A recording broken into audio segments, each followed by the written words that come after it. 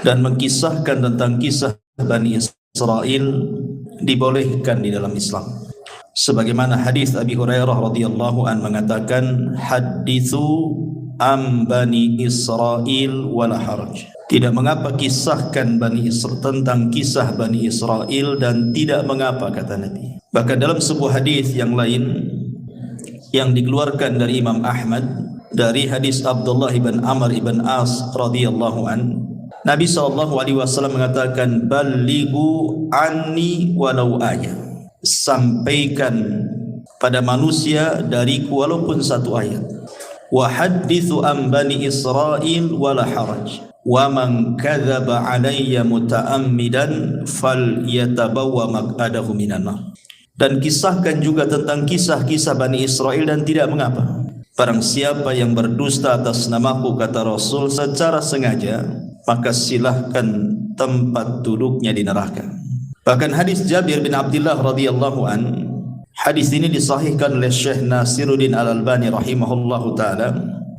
Kata Nabi SAW, hadithu an Bani Israel wala haraj, fa innahu kanat fihimul a'ajib. Ceritakan oleh kalian tentang kisah-kisah Bani Israel dan tidak mengapa, karena dalam kisah-kisah mereka itu ada keajaiban-keajaiban. Kemudian setelah itu dikisahkan tentang sekelompok manusia di zaman Bani Israel di mana mereka ingin menghidupkan orang yang sudah mati. Kata beliau, Nabi SAW, summa ansha'a yuhaddithu sallallahu alaihi wasallam faqala kharra ta'ifatun min Bani Israel hatta atau maqbaratan lahu min maqabirihim faqalu law sallayna rak'ataini da'awna Allah azza wa jalla an yukhrija lana rajulan mimman qad mata nas'aluhu anil maut. Qala fa fa'alu fa bainahum kadzalika ittala'a rajulun ra'sahu min qabri. Kemudian dikisahkan ada sekelompok Bani Israel yang keluar sehingga mereka mendatangi salah seorang kuburan di antara kuburan-kuburan mereka. Lalu sebagian mereka berkata, sebaiknya kita solat 2 rakaat dan berdoa kepada Allah agar dia mengeluarkan kepada kami seseorang yang telah mati untuk kita bertanya tentang rasa kematian. Lalu kemudian mereka pun berdoa. Ketika mereka sedang berdoa itulah tiba-tiba kemudian keluar kepala dari kuburan itu, muncul kepalanya ke atas. Kemudian ketika muncul kepalanya di atas itu, orang yang sudah mati yang dihidupkan ini tiba-tiba ngomong dan mengatakan, ya haula ma aradtum ilayya, wahai kalian, apa maksudnya kalian membangkitkan aku? Faqad mittu mundu mi'ati sana, aku sudah mati 100 tahun yang silam. Fama sakantu an hararatil maut wa an hararati al mauti, dan sampai sekarang aku masih belum terlepas dari rasa panas saat kematian. Kemudian dia mengatakan, fad'ullaha azza wa jalli an yu'idani kama kuntu. Sekarang kalian berdoalah kepada Allah untuk Allah kembalikan kepadaku ke dalam kuburan. Ya mungkin kalau di zaman sekarang kan enggak ada dan tidak bisa juga kita lakukan. Tapi hadis ini sahih. Makanya kenapa Nabi SAW mengatakan dalam kisah-kisah mereka itu terdapat keajaiban. Coba orang yang berdoa kepada Allah untuk minta dibangkitkan satu orang, tiba-tiba betul-betul dibangkitkan. Kemudian ditanya soal rasa kematian, dia mengatakan, aku sejak 100 tahun yang silam sampai sekarang masih merasakan panas. Kenapa kalian bangkitkan diriku? Apa maunya kalian? Kemudian dia meminta agar orang-orang ini berdoa kembali kepada Allah untuk dikembalikan lagi ke dalam kuburannya. Dan di sini juga ada faedah betapa dahsyatnya orang-orang yang masuk ke dalam kubur itu. Ma'asyiral muslimin yang dimuliakan Allah Azza wa Jalla. Tetapi walaupun demikian, Nabi SAW membolehkan untuk menceritakan kisah-kisah Bani Israel, bukan berarti kemudian semua kisah Bani Israel diceritakan, tidak. Karena ada yang sahih, ada yang tidak sahih, ada yang benar, ada yang tidak benar. Kalau sesuai dengan dalil kita ceritakan, kalau tidak sesuai jangan ceritakan. Makanya Nabi SAW mengatakan, jangan kalian tanya tentang ahli kitab tentang sesuatu karena mereka tidak menunjukkan sedikit pun petunjuk kepada kalian. Boleh jadi akhirnya kalian mendustakan yang benar atau membenarkan yang dusta. Dari sini kita tahu bahwa kalaupun harus mengkisahkan kisah mereka, maka kisah-kisah yang sesuai dengan dalil saja. Karena betapa banyak kisah-kisah Israiliyat itu yang enggak jelas, maudhu, palsu gitu ya. Nah, kita akan berusaha mengkisahkan kisah-kisah yang sesuai dengan dalil-dalil yang sahih.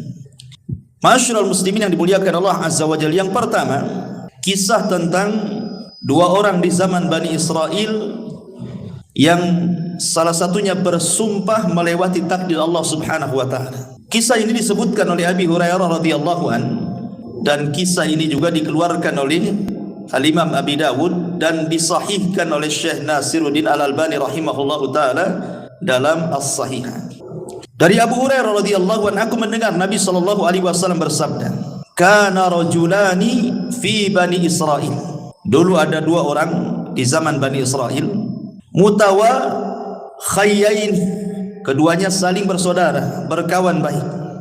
Tetapi salah seorang di antara mereka adalah yudhnib, banyak melakukan dosa, wal akhar mujtahidun fil ibadah, tapi satunya ahli ibadah. Jadi ada dua orang Bani Israel, satunya ahli maksiat, satunya ahli ibadah. Yang ahli ibadah ini baik sekali. Jadi setiap melihat kawannya yang bermaksiat itu selalu dinasihati agar bertobat. Tetapi kawannya yang ahli maksiat ini tetap saja tak mau bertobat. Sehingga suatu hari mungkin yang ahli ibadah ini melihat kawan yang ahli maksiat ini sudah melampau maksiatnya. Menurut kacamata dia mungkin sudah tidak bisa ditolerir lagi, sudah parah gitu ya bahasanya.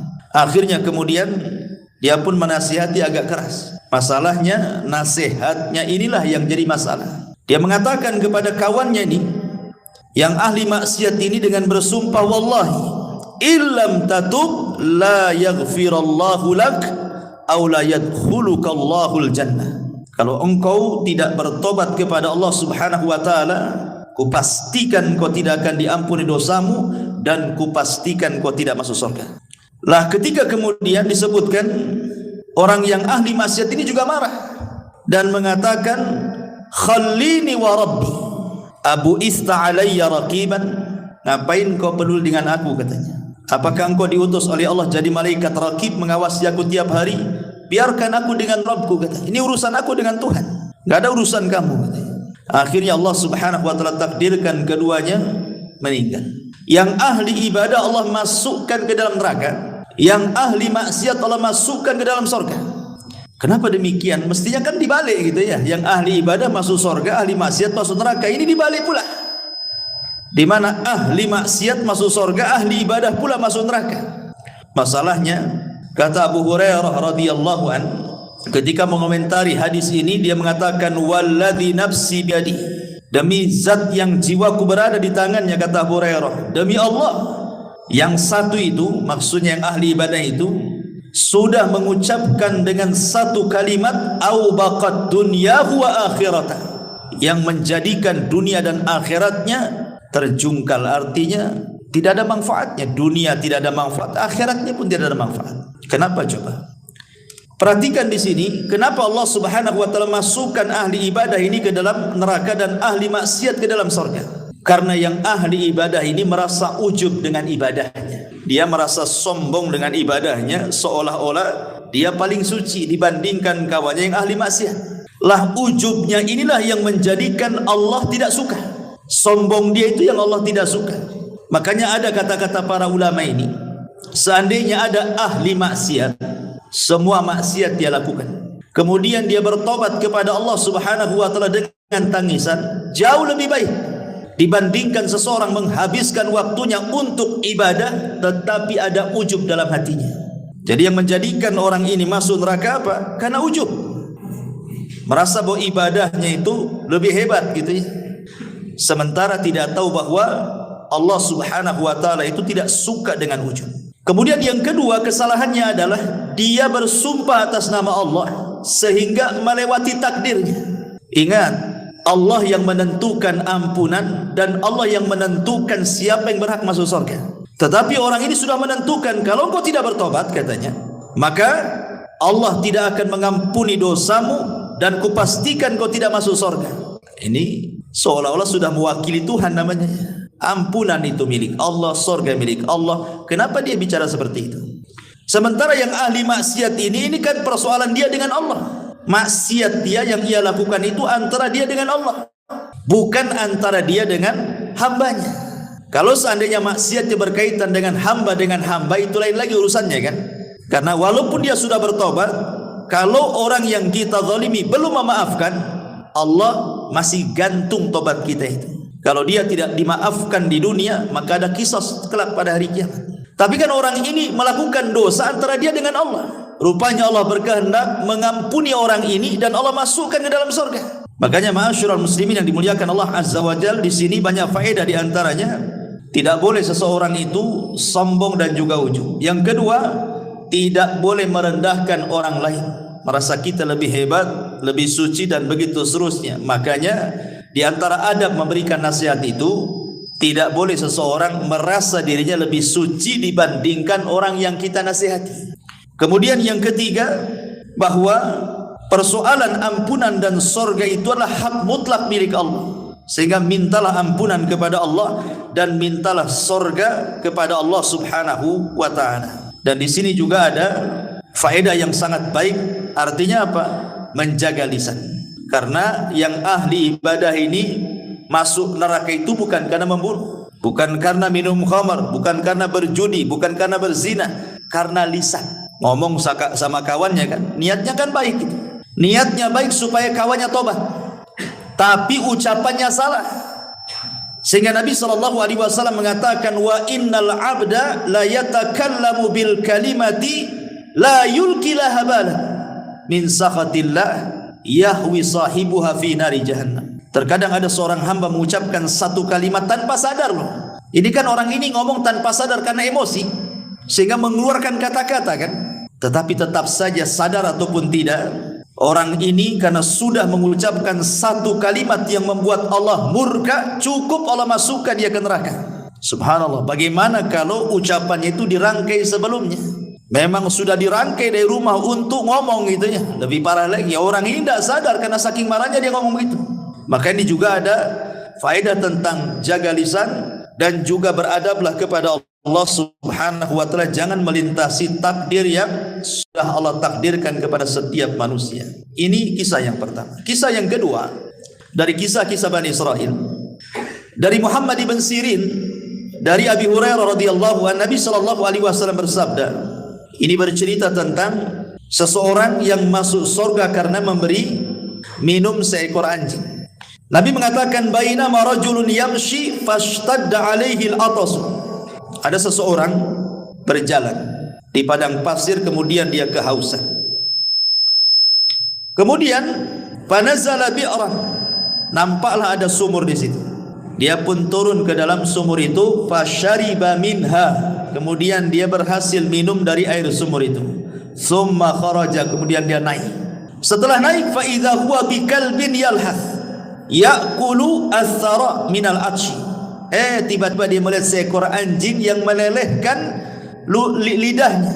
Saking kehausannya, dia sampai kemudian memakan tanah yang ada di bawahnya, mencari air maksudnya. Kemudian ketika dia melihat hal itu, maka dia pun mencabut sepatunya. Thumma nazala 'alal bi'ri, kemudian dia pun masuk lagi ke sumur tadi, kemudian mengambilnya. Fasaqal kalba fasyakarallaha. Kemudian dia memberi minum anjing tersebut.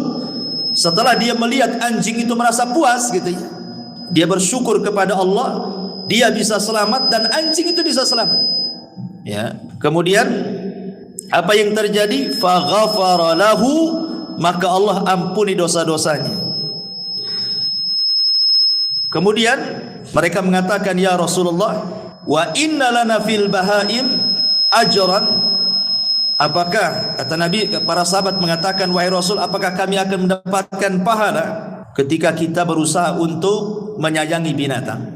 Maka Nabi SAW mengatakan, fi kulli kabidi ratbatin ajrun. Kata Rasul, pada setiap yang berhati basah itu, kalau kita sayang dengan hal itu, maka itu dapat pahala. Artinya di sini ada faedah besar bahwa seseorang itu dalam Islam dituntut untuk menyayangi binatang, menyayangi binatang. Yang kedua, memberi makan atau minum kepada binatang itu termasuk sedekah, termasuk sedekah. Sampai ada seorang syekh itu ditanya, "Ya syekh, apakah kalau seandainya saya punya peliharaan kucing, kemudian kita pelihara baik-baik, kita kasih minum, kita kasih makan, kita rawat dia, apakah kalau seandainya pahalanya aku kirim kepada orang tuaku yang sudah meninggal, apakah sampai?" Maka syekh ini mengatakan, ya tentu sampai, karena setiap sedekah itu bermanfaat untuk orang mati. Tapi tentu yang paling bermanfaat kepada orang mati tentu adalah doa. Yang pertama doa kan, baru kemudian sedekah. Yang paling manfaat bagi orang mati itu adalah doa dulu, baru kemudian sedekah. Di sini juga ada keutamaan kan gitu ya. Jadi orang ini memberi minum anjing itu bukan karena memberi minumnya, tidak, karena keikhlasan dia. Karena dalam riwayat itu ada juga riwayat yang mengatakan bahwa yang memberi minum itu seorang pelacur. Seorang pelacur dari Bani Israel, sama kisahnya. Kemudian seorang pelacur ini pun Allah Subhanahu wa taala masukkan ke dalam surga karena keikhlasannya. Jadi bukan karena memberi minumnya, tetapi karena keikhlasan dia. Jadi Allah melihat keikhlasannya sehingga Allah masukkan wanita itu ke dalam surga. Menunjukkan keutamaan ikhlas di sini. Ini kisah yang kedua. Kisah yang ketiga, kisah seorang nenek di zaman Bani Israel yang minta surga. Ini dijelaskan dalam riwayat Abi Musa al-Ash'ari radhiyallahu an. Hadis ini juga disahihkan oleh Syekh Nasiruddin Al-Albani rahimahullahu taala. Ketika Nabi SAW pulang dalam peperangan, kemudian kehabisan bekal, kemudian dia pun mencari orang yang mau menjamunya. Ketemulah seorang nenek Yahudi di perbatasan Madinah. Dalam riwayat Arabian, seorang Arab Badui. Kemudian Nabi SAW meminta izin untuk meminta sesuatu yang dimakan dia, diminum dia dengan para sahabatnya. Maka dengan senang hati wanita Yahudi yang sudah tua, atau dalam riwayat seorang Arabi, seorang Arab Badui ini, memberi makan dan minum Rasul dan pasukannya. Maka Rasul itu ingat tidak pernah melupakan jasa kebaikan orang. Makanya Nabi SAW bertanya, sepulangnya kami ke Madinah, kira-kira apa yang bisa kami berikan kepadamu atas jasa kau memberi makan dan minum kepada kami? Nanti kami akan utus mengirim kebutuhan. Minta sekarang, kira-kira apa? Maka tiba-tiba kemudian dia meminta macam-macam. Dia mengatakan, naqatun atau naqatan narkabuha. Rasul, aku minta seekor unta lah, kirimkan nanti kemari supaya aku bisa ke sana kemari pakai unta punya kendaraan. Dalam riwayat dia meminta anjing supaya bisa menjaga kambing-kambingnya, kalbun yahrusu ghanami. Kemudian juga minta pembantu yang bisa membantu dia, seorang budak. Kemudian minta ini banyak kali permintaannya. Hanya ngasih makan dan minum. Ketika Rasul mengatakan kira-kira sebagai imbalan kebaikanmu apa, macam-macam dimintanya. Maka Rasul mengatakan, tidakkah kau lemah untuk seperti seorang nenek di zaman Bani Israel? Sahabat heran kenapa Rasul menyebut seorang nenek di zaman Bani Israel. Makanya sahabat bertanya, wa ma ajuzu Bani Israel ya Rasulullah, apa yang Anda maksud seorang nenek di zaman Bani Israel itu wahai Rasul? Maka Rasul mengatakan, dahulu inna Musa alaihi salam, Nabi Musa alaihi salatu wassalam, lamma sara bi Bani Israel min Misra dhallu tariq. Jadi ketika Musa ini dengan Bani Israel menyeberangkan dari Mesir menuju perjalanan Palestina, tiba-tiba nyasar, sesat jalannya, nggak tahu kemana arahnya. Kemudian para tokoh-tokoh Bani Israel, orang-orang pilihan Nabi Musa ini, mengadu kepada Nabi Musa dan mengatakan, kami ingat bahwa dahulu Nabi Yusuf alaihi salatu wassalam sebelum meninggal, dia berwasiat agar dikuburkan di Palestina, jangan dikuburkan di Mesir. Akhirnya kemudian Nabi Musa mengatakan, kalau begitu kita ambil jasadnya, karena jasad para nabi itu tidak akan dimakan tanah. Walaupun ratusan tahun, ribuan tahun sekalipun, tetap saja jasadnya seperti itu. Kalau seandainya Allah izinkan kita membongkar kuburan Rasul kita, tentu jasadnya tidak akan dimakan tanah. Tapi kan tidak boleh kita mengambil jasad Nabi. Lah, akhirnya Musa bertanya, siapa di antara kalian yang tahu tentang letak kuburan Nabi Yusuf itu? Maka salah seorang di antara mereka ada seorang nenek zaman Bani Israel ini. Kata Nabi Musa, kalau gitu kita datangi nenek itu untuk menunjukkan di mana kuburannya. Datanglah kemudian Bani Israel ini kepada nenek Bani Israel tadi dan minta ditunjukkan di mana letak kuburannya. Tetapi nenek itu juga tidak mau gratisan, tetap ada imbalannya. Sehingga Nabi Musa bertanya, apa imbalannya supaya engkau bisa menunjukkan di mana kuburan Nabi Yusuf? Tiba-tiba nenek ini mengatakan, aku hanya menginginkan an akuna ma'aka fil jannah. Tolong doakan kepada Allah, jadikan aku bersamamu di sorga, katanya. Subhanallah. Ya. Tentu Nabi Musa terdiamlah. Nabi Musa kan nggak punya sorga, yang punya sorga Allah kan begitu. Masa hanya menunjukkan di mana kuburan Nabi Yusuf minta sorga? Jadi teman Nabi Musa lagi kan? Terlalu tinggi kan bayarannya. Tetapi Allah Subhanahu wa taala kabulkan permintaan nenek ini. Kemudian diutus Jibril, kemudian diberitahu kepada Nabi Musa, katakan kepada nenek itu sudah dikabulkan. Maka Musa pun mengatakan, Allah sudah mengabulkan permintaanmu. Sekarang di mana kuburannya? Kemudian ditunjukkan dan diambilnya jasad Nabi Yusuf. Kemudian mereka pun tidak lagi tersesat jalan dan Nabi Yusuf dikuburkan di mana? Di Palestina. Ya. Lah kisah ini, ma'asyiral muslimin yang dimuliakan Allah Azza wa Jalla, Rasul ingin menyinggung seorang nenek yang mengatakan orang Badui, ada juga yang mengatakan seorang nenek Yahudi. Maksudnya kalau sudah tua itu jangan macam-macam permintaan dunianya. Lihat nenek zaman minta unta, minta anjing untuk menjaga ternaknya, minta pembantu, minta ini, minta itu. Kok sudah tua maksudnya? Kalau sudah tua itu dekat-dekat mati. Banyak-banyak minta sorga gitu maksudnya. Karena di zaman Nabi SAW ada anak kecil yang luar biasa. Namanya Rabi'ah ibn Ka'ab al-Aslami. Rabi'ah ibn Ka'ab al-Aslami. Anak remaja, belum dewasa, masih remaja.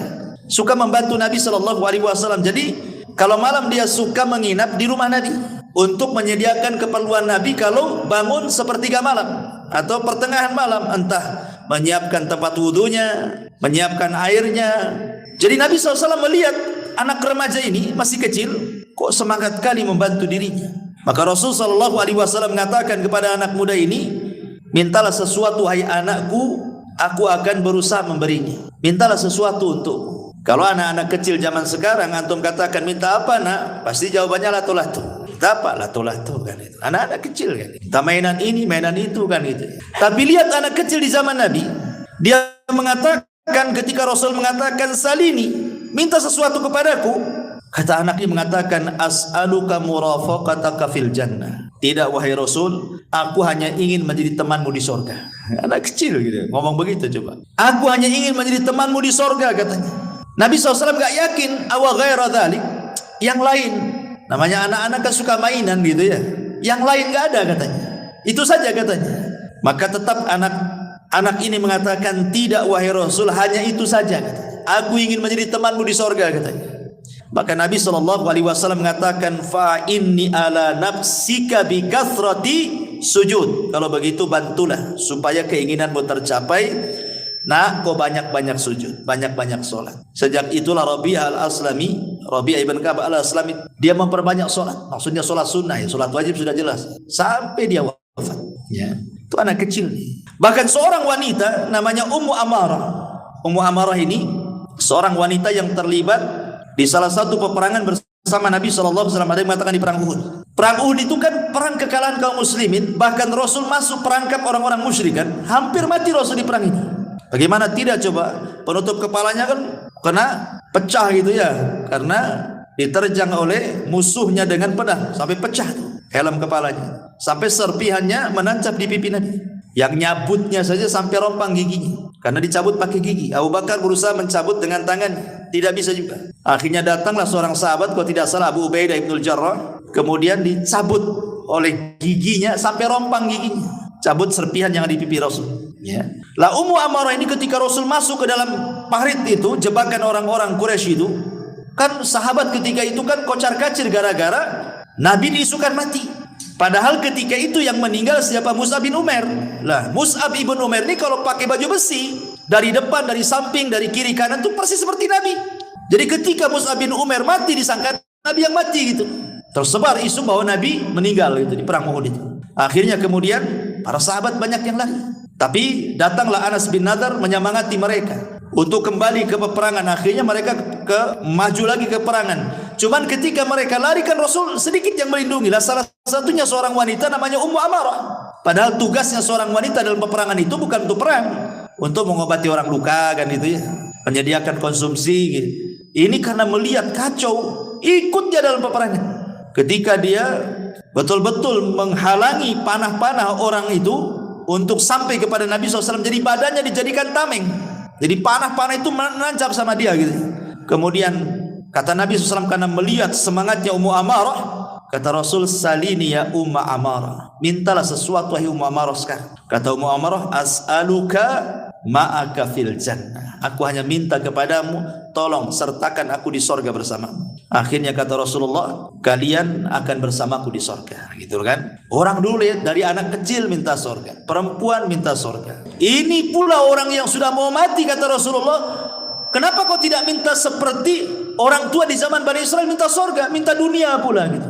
Jadi di sini juga pelajaran besar bagi kita bahwa kalau usia itu sudah menginjak tua, perbanyaklah dekat-dekat masjid, banyak zikir, dekat-dekat dengan Allah kan. Walaupun tua bukan tanda-tanda mati kan, tapi umumnya orang tua dekat ajalnya. Kenapa? Karena umurnya sudah dibatasi dalam hadis Rasul, umatku ini umurnya berkisar 60 sampai 70. Lewat dari situ sedikit. Hati-hati nih kalau sudah 60 tahun ke atas ya.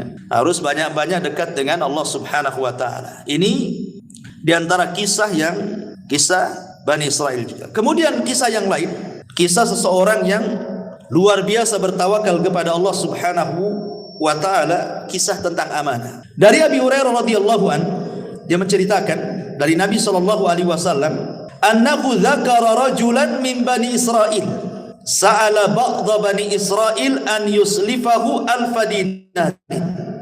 Bahwa ada seorang Bani Israel yang meminjamkan pinjaman kepada Bani Israel yang lainnya, seorang laki-laki di Bani Israel yang lainnya, sebanyak 1000 dinar.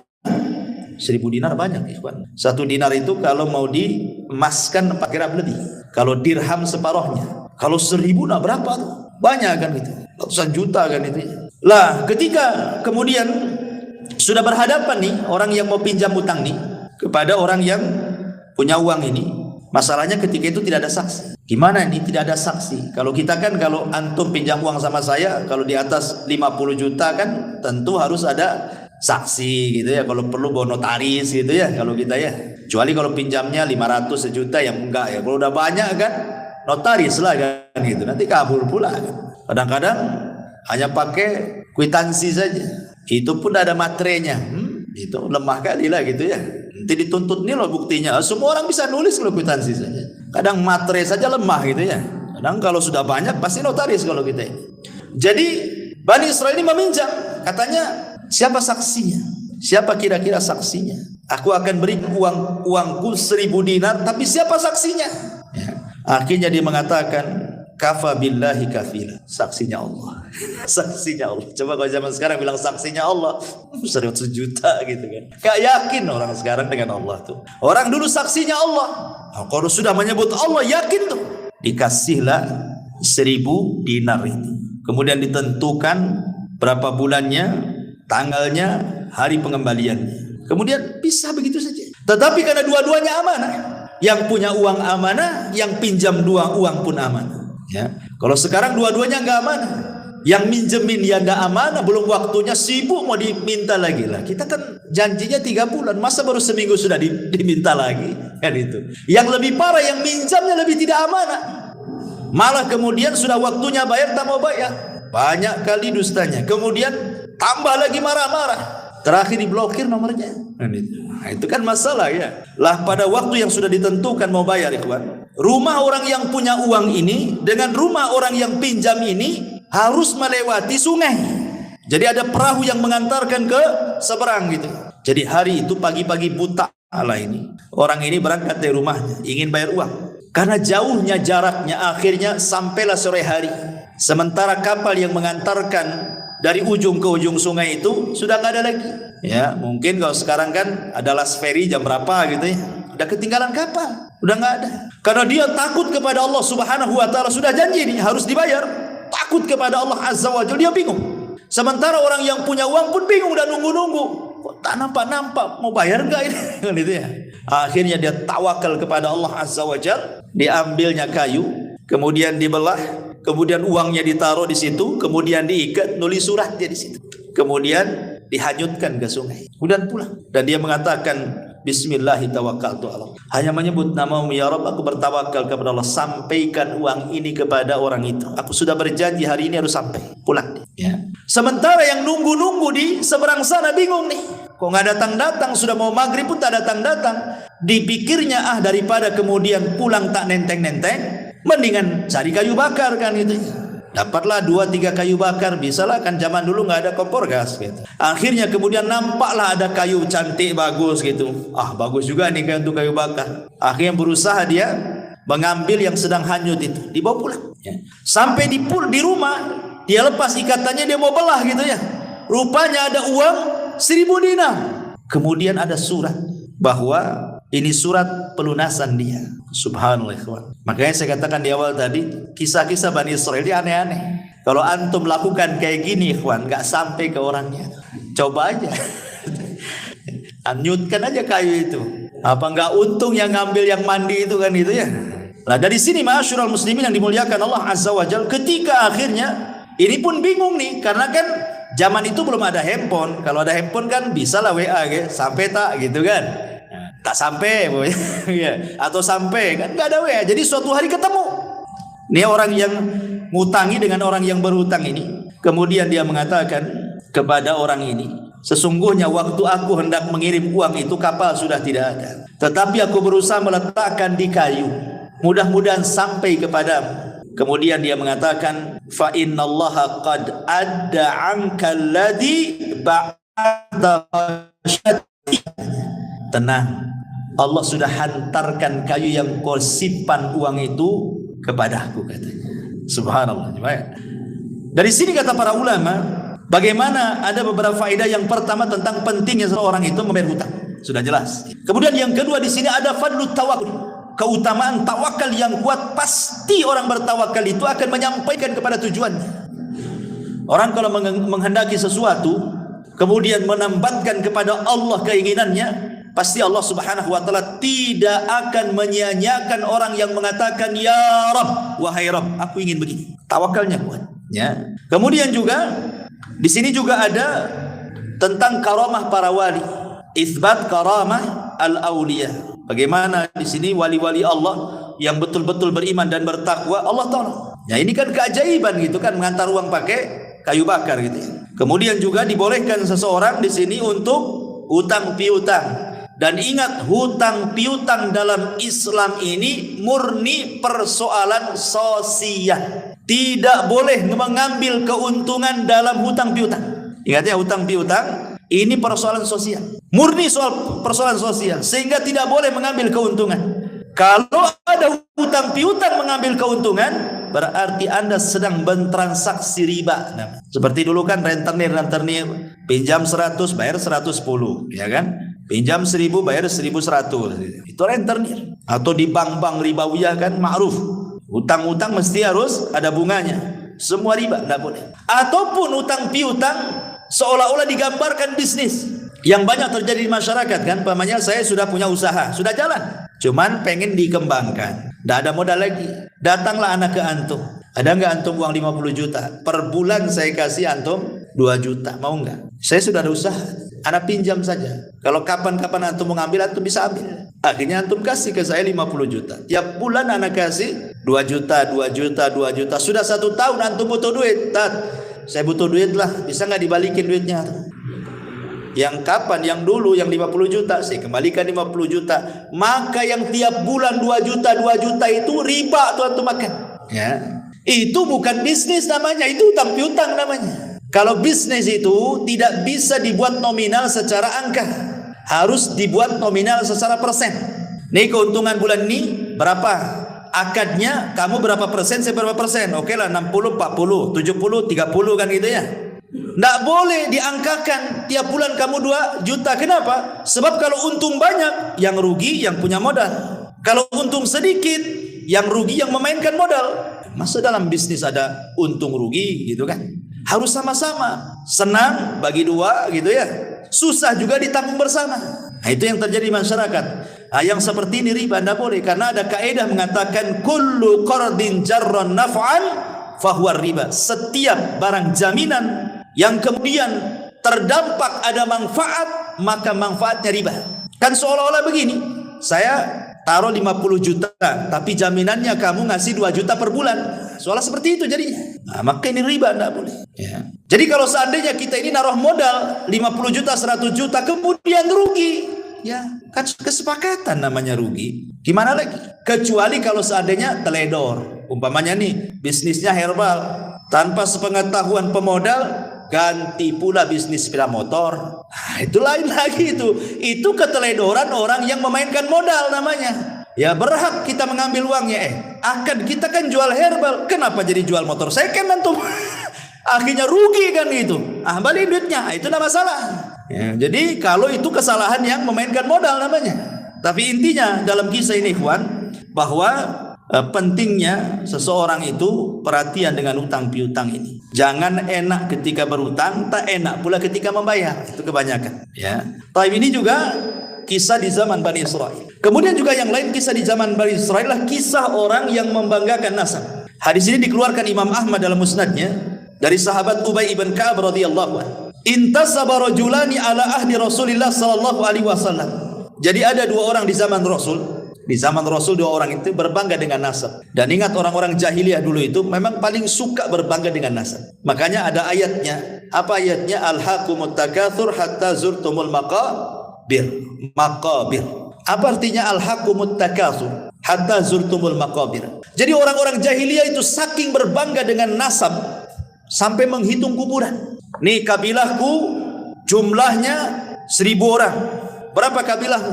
Oh, kabilahku banyak, 1.500 orang.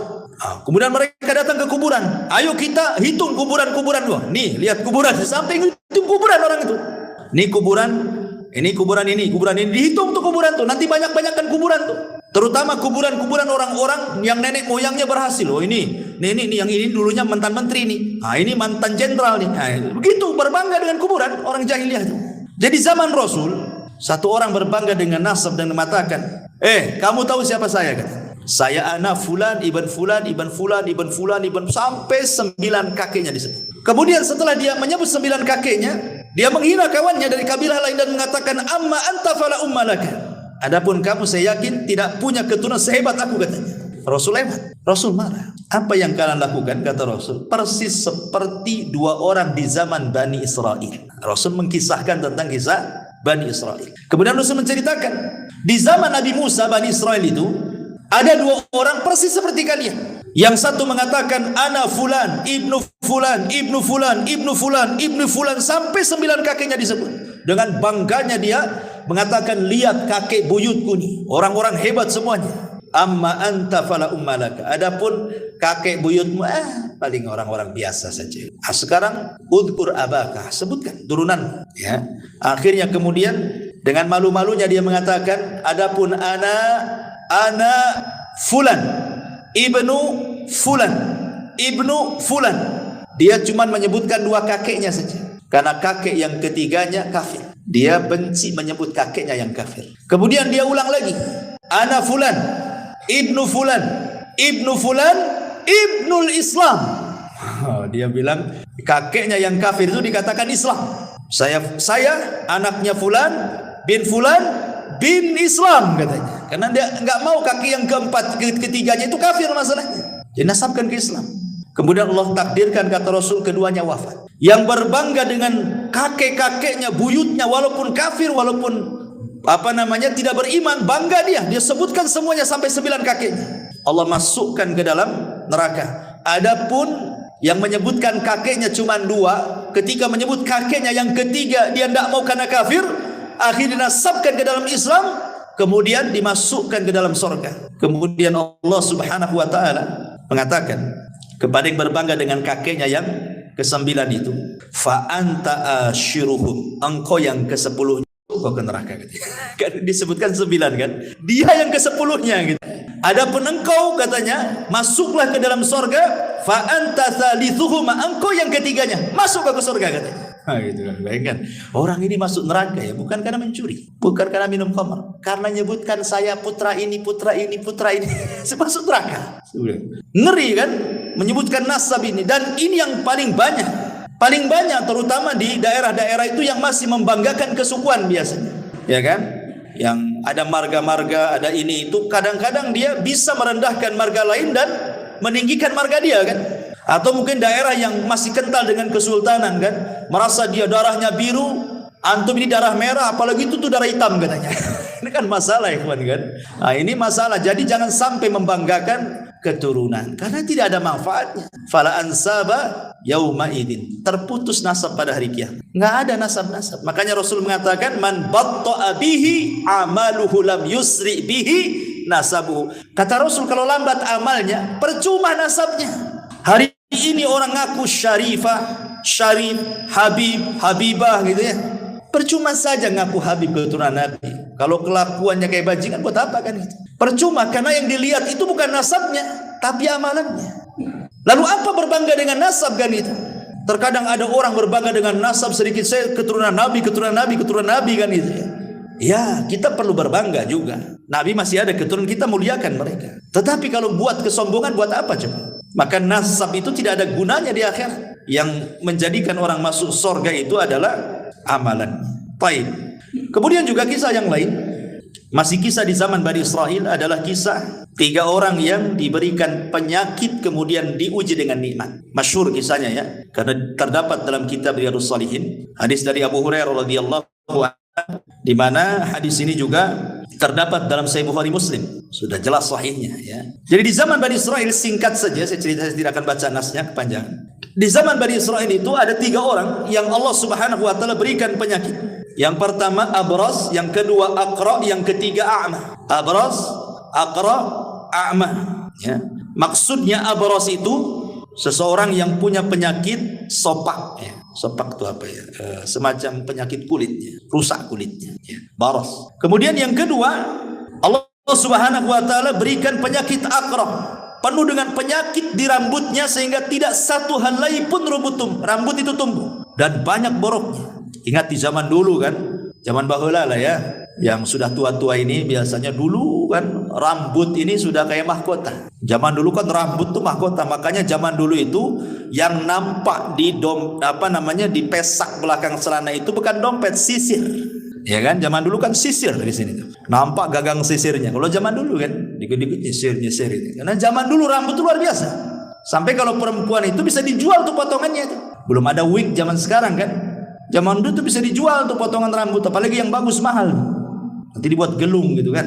Itu zaman baheula kan. Apalagi di zaman Bani Israel, tambah lagi zaman kita aja baheula itu rambut tuh kayak mahkota di kepala gitu. Malu kalau rambut jelek itu zaman dulu. Apalagi zaman dulu kan banyak kutu ya kan. Nggak tahu sekarang kutu ini pada kemana hilang semua. Jadi akhirnya kemudian yang ketiga orang buta. Lah Allah Subhanahu wa taala mengirim malaikat dalam bentuk manusia, datanglah kepada orang yang punya penyakit sopak, baros, yang penuh dengan borok di badannya itu. Kemudian dia mengatakan, tamanna ya abdi, kalau bercita-cita Allah Subhanahu wa taala memberikan sesuatu, kira-kira apa cita-cita? Maka yang punya penyakit kulit mengatakan, kalau Allah kabulkan cita-citaku, aku hanya ingin satu, supaya Allah membersihkan semua penyakit di badanku dan Allah memberikan kulit yang indah kepada. Akhirnya orang ini mengusap, malaikat yang menjelma orang ini diusap, sembuh seketika. Subhanallah, senanglah orang ini. Kemudian sebelum pulang, malaikat ini sebelum menghilang dia mengatakan, kira-kira hewan apa yang kau sukai? Dia mengatakan al-ibilu, unta. Akhirnya dikasihlah unta bunting. Kemudian malaikat ini berpindah ke orang kedua, sama pertanyaannya. Orang yang botak banyak penyakitnya itu, maka orang ini mengatakan, kalau Allah berkehendak aku hanya ingin ditumbuhkan rambutku dan rambutku menjadi rambut yang paling indah sehingga manusia tidak membenciku lagi gitu. Diusap rambutnya, masya Allah, langsung tumbuh, hilang penyakitnya, tumbuh rambut indah dan tidak ada rambut seindah orang ini. Kemudian yang ketiga orang buta juga sama, disembuhkan.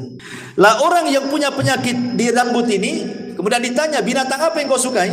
Dia mengatakan sapi. Akhirnya dikasih sapi yang bunting. Kemudian orang buta dikasih kambing, karena dia suka kambing, dikasih kambing bunting. Allah takdirkan yang bunting-bunting dari binatang ini akhirnya semua lahiran dikembarkan anaknya, laki-laki jantan, jantan dengan betina, jantan dengan betina. Unta juga sama, lahir jantan betina. Sapi juga sama, lahir jantan betina. Kambing juga sama. Akhirnya anak-anaknya Allah takdirkan hidup, kemudian kawin berkembang, berkembang. Akhirnya satu lembah. Kayalah yang satu juragan unta, yang satu juragan sapi, yang satu juragan kambing. Allah hendak menguji 3 orang ini. Diutuslah malaikat, ya. Kemudian malaikat ini ketika datang untuk menguji apakah orang itu bersyukur atau tidak, menjelma seperti orang ketika dia belum sembuh penyakitnya. Jadi datang kepada orang yang dulu punya penyakit sofak, malaikat ini menjelma orang sofak juga. Maksudnya supaya diingatkan. Itulah kadang-kadang kalau kita pandai bersyukur kan, dulu kita pernah susah kerja, kemudian kaya, nengok orang susah itu akan terbayang, dulu juga saya kayak dia kan itu. Maksudnya seperti itu. Jadi akhirnya dia mengatakan, wahai fulan, engkau kan banyak untamu, berikanlah 1 unta untukku. Aku ini orang susah. Bukankah unta-untamu itu pemberian dari Allah? Diingatkan, ya. Tiba-tiba dia mengatakan enak saja, ini untaku warisan bapakku. Kan kufur dia. Dia mengatakan ini unta-unta warisan bapakku. Kemudian kata malaikat ini, wahai fulan, lihat kondisiku. Bukankah dulu seperti diriku, gitu maksudnya. Diingatkan, bukankah aku dulu seperti diriku? Dia mengingkarinya, tidak. Maka malaikat tidak mengatakan, jika perkataanmu dusta, maka Allah akan kembalikan semua nikmat-nikmatmu akan dicabut oleh Allah Subhanahu wa ta'ala. Karena dia dusta, seketika akhirnya muntahnya mati semua, badannya terserang penyakit lagi, datang lagi penyakit sofaknya, ya. Orang yang tidak syukur nikmat, Allah kembalikan dan Allah ambil nikmatnya. Naudzubillah. Kemudian orang yang kedua juga sama, yang rambutnya yang dulunya botak, malaikat pun sama datang dalam bentuk orang botak. Sama juga tidak bersyukur, akhirnya dibuat botak lagi, banyak penyakit lagi, sapinya dimatikan semuanya. Kecuali orang buta. Ketika orang buta ini yang sudah tidak buta lagi, malaikat datang dalam bentuk orang buta, diminta kambingnya. Apa kata buta? Jangankan kau minta 1 kambing, 1 lembah kau ambil katanya. Sudah cukup pemberian, melihat ini nikmat yang luar biasa katanya. Malaikat ini baru ngaku, aku ini utusan Allah, hendak menguji kamu. Karena engkau bersyukur, maka matamu tidak akan buta selamanya dan kambingmu akan semakin banyak di lembah itu. Ini kan, ini namanya apa? Tentang pentingnya orang syukur nikmat. Ini juga diantara kisah-kisah Bani Israil. Dari sini juga ada keimanan bahwa malaikat bisa tasyakul. Malaikat itu bisa tasyakul. Tapi malaikat tidak bisa dilihat manusia. Kalau aslinya nggak ada manusia yang sanggup melihat kecuali Nabi kan itu ya. Atau orang-orang yang diizinkan Allah Subhanahu wa ta'ala, atau kecuali hewan. Kalau hewan mungkin bisa melihat malaikat. Seperti ayam bisa melihat malaikat. Makanya Rasul mengatakan apabila mendengar kokokan ayam di mana gitu ya. Untung yang punya ayam tuh kan, malam-malam dibukokok nih. Jangan-jangan ada yang nyuri ayam saya ini. Gitu ya. Minta nikmat atau ayamnya hilang katanya. Subhanallah. Baik, ini juga kisah dari kisah-kisah Bani Israil. Kemudian yang lain, kisah yang masyhur saja ya. Kisah yang lain, kisah yang dikeluarkan Imam Muslim dan juga Imam Bukhari dari sahabat Abdullah ibn Umar radhiyallahu anhu. Udzibati imra'atun fi hirratin sajanatha hatta matat, fadakhalat fiha an-nar. Fala hiya at'amatha wala saqatha id habisatha wala hiya tarakatha ta'kulu min khashashil ardi. Dahulu kata Nabi SAW, ada seorang wanita di zaman Bani Israil yang masuk neraka gara-gara seekor kucing. Kenapa alasannya? Karena wanita ini tidak pernah memberikan kesejahteraan. Dia rawat kucing, kemudian dia kerangkeng kucing, tapi tidak dikasih makan, tidak dikasih minum. Sehingga kemudian akhirnya kucing ini kelaparan. Terpaksalah kemudian makan apalah yang semut-semut di dinding atau hewan-hewan yang kebetulan lewat di situ di dinding, dimakan itu saja. Akhirnya kurus sakit mati. Kata Nabi SAW, wanita ini masuk neraka. Wanita ini masuk neraka gara-gara seekor kucing. Yang dimuliakan Allah Azza wa Jal. Dari sini ada faedah. Ini juga wanita ini kan kisah zaman Bani Israil. Di antara faedahnya adalah haram hukumnya menyiksa binatang. Tidak mesti kucing, binatang apapun boleh disiksa, tidak boleh, kecuali binatang yang boleh dibunuh. Kecuali binatang yang boleh dibunuh. Apalagi binatang ini sudah Allah tundukkan kepada kita, sudah Allah jinakkan kepada kita, antum siksa pula. Ayam, kambing, sapi, unta kan Allah jinakkan kepada kita, jangan disakiti. Makanya ketika ada orang mau menyembelih kambing di zaman Rasul, kemudian diseret dengan paksa dan dipukuli, apa kata Rasul? "Hei fulan, apakah engkau akan membunuh kambing itu 2 kali? Sudah kau siksa, kau sembelih," katanya. Enggak boleh menyiksa binatang.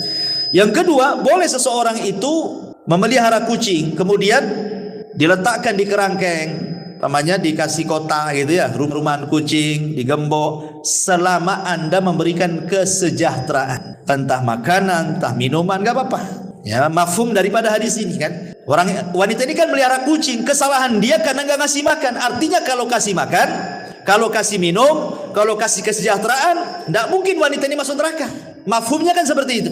Makanya dibolehkan orang itu memelihara kucing, asal kasih makan, kasih minum, kasih kesejahteraan. Kalau sudah waktunya kawin ya kawinkan, ya. Nah, tapi jangan antum pula yang kawini dia. Karena ada orang kawin sama kambing ya kan. Itu di Jawa tuh, di mana tuh orang kawin sama kambing. Didandani pula kambingnya, cantik pula tuh kambing tuh, ya. Tapi rupanya acting gitu ya. Jadi tangkap polisi, oh ini untuk ini saja, konten katanya. Ya alasan lah depan polisi kan.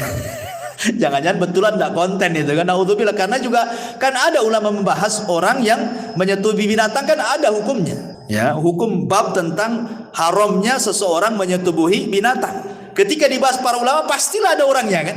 Enggak mungkin ulama nyantumkan bab gitu saja enggak ada orangnya kan itu ya. Jangan-jangan betulan kan itu ya. Atau kalau konten alhamdulillah, tapi janganlah konten kayak gitu. Konten masa konten kawin-kawin sama kambing, kayak gak ada perempuan lagi kan. Naudzubillah ya. Taib. Kemudian juga di antara kisah Bani Israil adalah kisah kejujuran juga dan juga amanah. Kisah ini menarik. Kisah ini dikeluarkan Imam Bukhari dan Muslim dari Abi Hurairah radhiyallahu anhu. Ceritanya begini, singkat saja. Jadi ada seseorang punya tanah. Seorang ini punya tanah. Kemudian ada orang lain dari Bani Israil ingin membeli tanah itu. Akhirnya sudah deal-dealan harga sekian-sekian, deal, oke, kasih uang, mana tanahnya? Nih tanahnya, selesai. Ya, tiba-tiba nih yang beli tanah ini pas mau digarap, dicangkuli, mau ditanami, tiba-tiba nemu harta karun penuh dengan emas. Kalau seandainya untuk hidup 7 turunan cukup tuh. Saking banyaknya harta karun. Ya. Akhirnya kemudian nggak enak dia. Lah, saya kan beli kebun, bukan beli harta karun kan itu ya. Dicari orang yang membeli tanah itu. Setelah ketemu, ya fulan, ambil harta karunmu ini, saya akan beli kebunmu, katanya. Kata yang punya tanah sebelumnya, oh tidak, saya sudah beli kebun ini kepadamu. Kalau kau nemu apa-apa dalam kebunku kan milik kamu, karena kau sudah beli, katanya. Yang membeli tanah, oh tidak bisa, saya hanya beli tanah, bukan beli harta karunnya, katanya. Asih begitu aja, coba bayangkan. Ini kalau terjadi di zaman sekarang, mana ada antum bilang ini. Antum sembunyi-sembunyi lah. Alhamdulillah katanya kan, ada harta karun katanya. Ya. Akhirnya kemudian nggak mau juga, yang satu nggak mau, saya tahu. Akhirnya datang sampai ke pengadilan, bayangkan. Gara-gara ini sampai ke mahkamah. Hakim bingung, cemana putusin ini? Ketika ditanya kepada yang penjual, dia mengatakan, saya jual tanah Pak Hakim. Kalau dia mendapatkan apapun dalam tanah, ambil, itu hak dia. Kemudian yang satu mengatakan, tidak Pak Hakim, saya membeli tanahnya, saya tidak beli harta karunnya, katanya. Ini milik dia, ambil, katanya. Kamu bingung hakim itu akhirnya kan. Mana satu nih mau kasih, ini tak mau kan itu. Kalau saya hakimnya, sudah kasihkan saya aja kan. Kalau saya hakimnya kan itu ya. Tapi Pak Hakim ini bijak. Kamu punya anak enggak? Punya. Siapa anakmu? Laki-laki perempuan? Laki-laki. Kamu punya anak? Sama. Perempuan, laki-laki, perempuan. Kawinkan aja anakmu. Maharnya harta karunmu.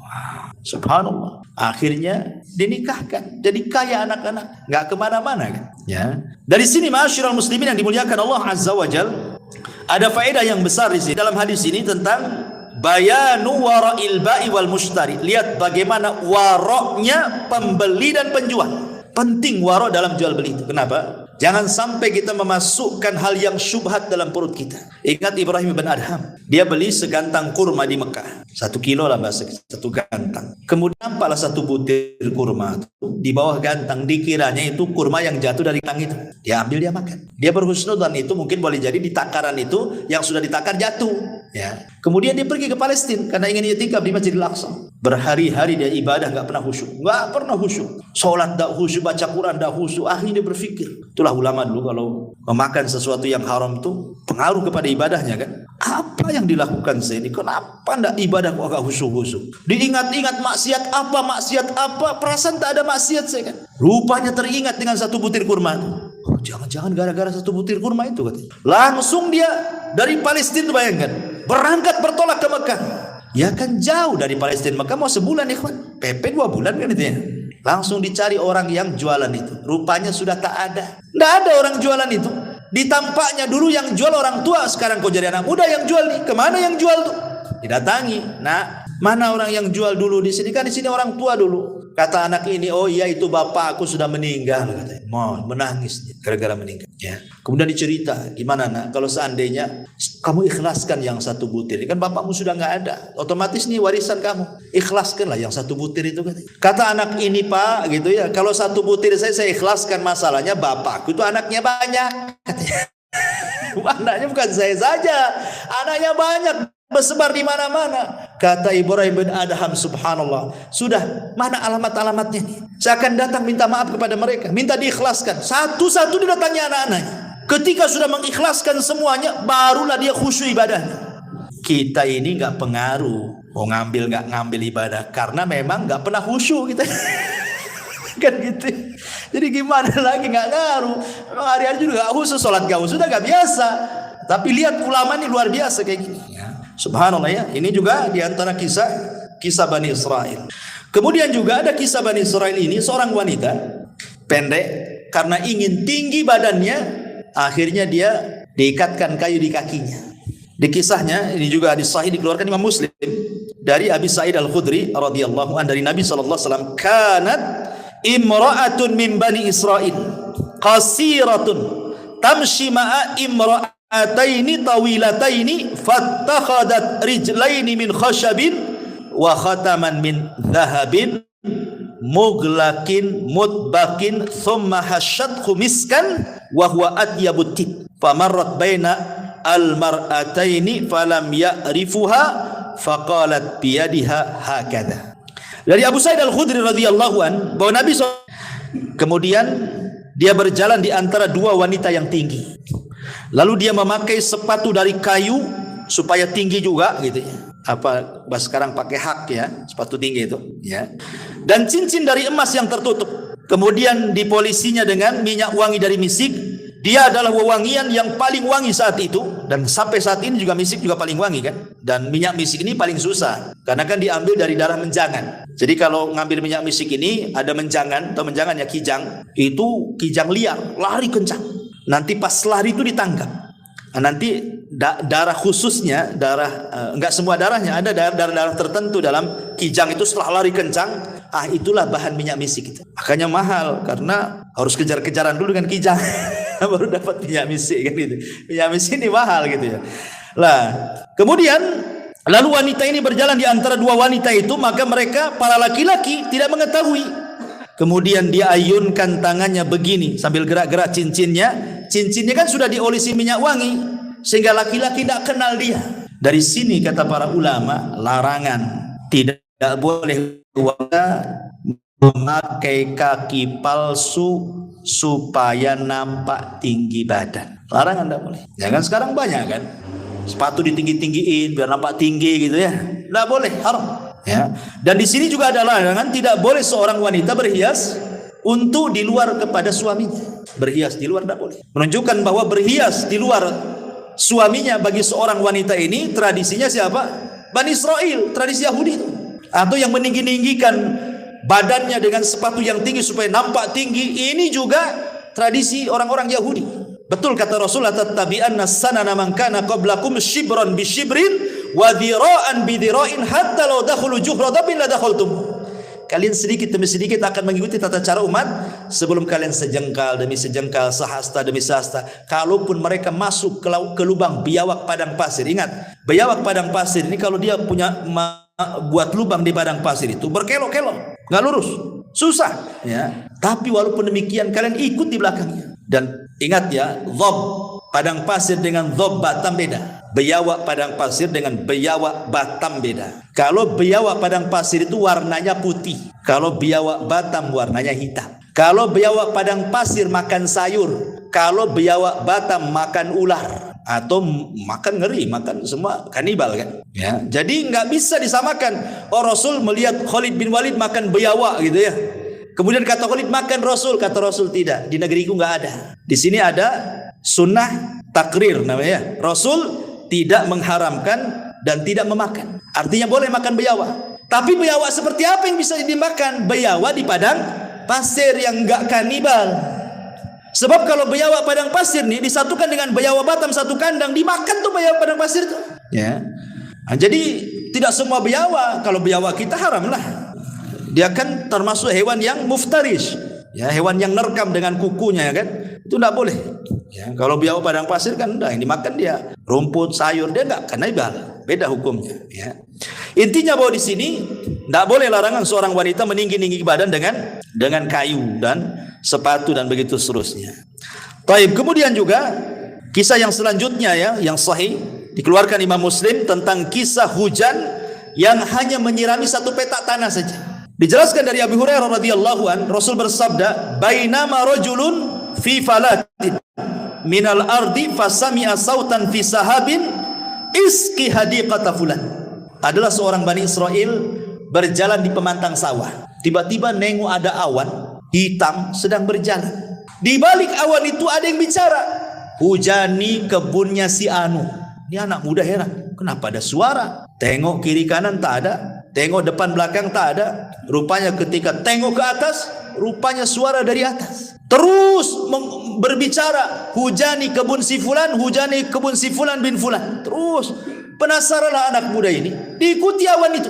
Setelah jauh dari pematang sawah itu, rupanya awan hanya berhenti di satu petak tanah itu saja.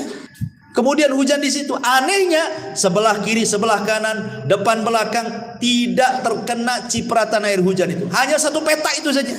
Kok bisa? Di Batam saja kalau hujan lokal ya enggak gitu kali lah kan itu. Berapalah satu petak tanah kan itu ya? Ya kalau hujan lokal satu tiban kan itu, Batam Center tidak. Ini satu petak dihujani. Akhirnya kemudian penasaran lah anak muda, ditunggu siapalah pemilik kebun ini.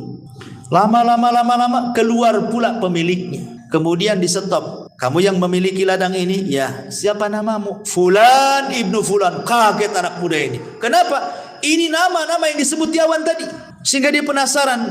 "Maaf Pak, Bapak ini kalau panen, ya kan, apa yang dilakukan dengan panenan itu?" Maka bapak ini mengatakan, "Aku sih kalau panen aku buat 3," katanya. "Sepertiga untukku dan keluargaku untuk dimakan, sepertiga aku kembalikan ke ladangku, sepertiga aku sedekahkan," katanya. "Kenapa kau tanya itu?" katanya. Baru cerita tadi. "Tadi ada awan, aku ikuti, rupanya hanya hujan di sepetak tanah bapak." Ya. Bagaimana di sini Allah Subhanahu wa taala akan menambah harta yang disedekahkan, syahidnya. "Ma naqasa min mali sadaqah." Tidak akan berkurang harta yang disedekahkan, bahkan bertambah dan bertambah. Ya.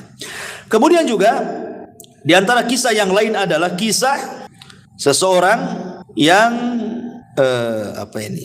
seorang raja yang meninggalkan kerajaannya untuk beribadah kepada Allah Subhanahu wa taala. Kisah ini terdapat di dalam Al-Bazzar, At-Tabrani dalam Al-Awsat dan juga Al-Kabir, dan menurut Imam Al-Haythami sanadnya hasan, dan juga diletakkan dalam As-Sahihah dan disahihkan oleh Syekh Nasiruddin Al-Albani rahimahullahu taala. Ya. Diceritakan oleh Abdurrahman ibn Abdullah ibn Mas'ud dari bapaknya dari Nabi sallallahu alaihi wasallam. Jadi sesungguhnya Bani Israel telah mengangkat, saya artikan saja. Sesungguhnya Bani Israel telah mengangkat salah seorang khalifah, maksudnya raja untuk mereka. Maka sang khalifah itu berdiri salat di bawah sinar bulan di atas Baitul Maqdis. Lalu ia mengingat beberapa hal yang telah diperbuatnya. Maka ia berpegang dengan sebuah tali. Pada pagi harinya tali itu masih tergantung di masjid itu. Namun ia telah pergi. Lalu raja ini pergi sampai tiba di sebuah kaum yang tinggal di tepian laut. Lalu dia mendapati mereka sedang membuat batu bata. Maka ia bertanya kepada mereka, "Bagaimana kamu membuat batu bata ini?" Lalu mereka memberitahunya. Maka ia membuat batu bata bersama mereka. Dia makan dari hasil tangannya, sehingga ketika tiba waktu salat, ia bersuci, salat. Lalu ada seseorang pekerja yang melaporkan hal itu kepada pemimpin negeri itu. Dan dia berkata, "Di tengah-tengah kami ada seseorang yang berbuat ini dan itu." Maka pemimpin itu mengirimkan orang untuk menemuinya agar ia datang kepadanya. Namun ia enggan untuk datang. Ya, karena dia raja kan itu. Maka pemimpin itu datang sendiri mewakili teman-temannya, rakyatnya. Sehingga kemudian berjumpalah antara pemimpin dan pemimpin ini kan itu. Kan ini kan nyamar, raja nyamar ya. Ini pemimpin ini juga pemimpin daerah situ kan berjumpa. Lalu kemudian setelah berjumpa dia berkata, "Tunggulah aku ingin berbicara padamu satu kalimat saja." Maka orang itu berdiri sehingga berbicara dengan pemimpin itu dan memberitahukan kepadanya bahwa ia adalah seorang raja dan bahwa ia pergi karena takut terhadap dosa. Pemimpin negeri itu berkata, "Sesungguhnya aku akan menyusul berbuat seperti itu bersamamu." Maka keduanya beribadah kepada Allah dan kemudian meminta kepada Allah agar diwafatkan berdua sehingga keduanya wafat. Maka Abdullah bin Mas'ud berkata, "Kalau aku berada di Rumailah Mesir, tentu aku akan memperlihatkan kepada kamu kuburan kedua raja tersebut yang tobat bersama-sama." Luar biasa kisah ini kan. Jadi bagaimana di zaman Bani Israel ada seorang raja yang takut dosa. Kemudian karena takut dosa ditinggalkan kerajaannya. Nampaklah rakyatnya di situ ada yang sederhana kerjanya cuman buat batu bata, ikut pula di situ. Kemudian dia kerja bersama mereka, makan bersama mereka. Disitulah dia merasakan lezatnya hidup bersama orang-orang susah. Tidak seperti ketika dia jadi raja gitu kan. Akhirnya kemudian kan aneh, raja itu kan beda penampilannya, pasti terawat gitu ya. Orang desa kan nampak orang desa ya, nggak terawat badannya ya. Ini raja tentu ya, kalau di zaman sekarang kayak setingkat menteri saja bersih-bersih itu ya, sauna, steam bath atau apa yang penting dirawat. Jadi dicuriga loh orang-orang ini, mana ini orang mana ini, kok ganteng banget. Dilaporkan kepada raja tempatan situ. Kemudian rajanya datang gitu ya. Kemudian ngomong-ngomong baru cerita, "Aku ini raja juga." Terenyuhlah raja situ. Kok bisa dia raja datang ke daerahnya, kumpul bersama rakyatnya hanya untuk beribadah. Itu daerah dia. Makanya dia pun kemudian mengambil ibrah dari pelajarannya. Dia pun ingin sama seperti dia. Akhirnya sama-sama kerja, hidup di situ, beribadah di situ sampai mati. Kan itu. Nah, ini kan luar biasa. Ini menunjukkan juga nasihat kepada para pemimpin. Ini hadis ini isyarat kepada para pemimpin.